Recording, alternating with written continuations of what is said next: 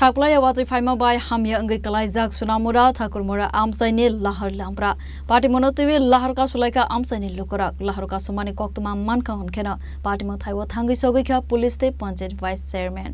party moni koktuma mankheno party mo thaiwo thangi sogikha sunamura panchayat vice chairman Shahjahan Mia party ko amsaini lukorok bai koklam salaimani yakulo rosawai nahar jaka lahar ka sumo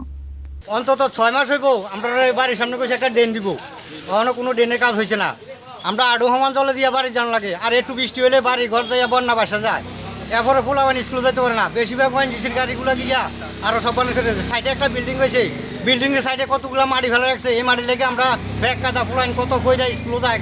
জামা fan সব বইরা school যাইতে আছে মানে এটার ব্যাপারে আমরা কি কি হয় আমরা জনসাধারণ কীভাবে এটা আমরা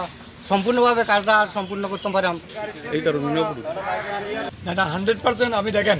এটা শুধুমাত্র এই যে রুট এটা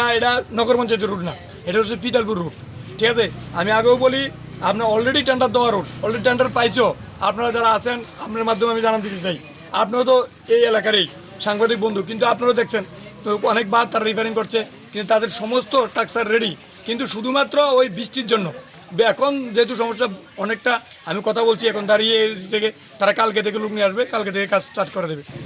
এবার কোনো দেরি করবে না 2-3 মাস ধরে রাস্তাটা বৃষ্টি হইলে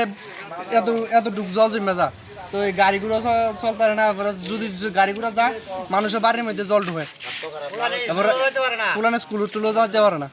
Bureau Report Chini Khora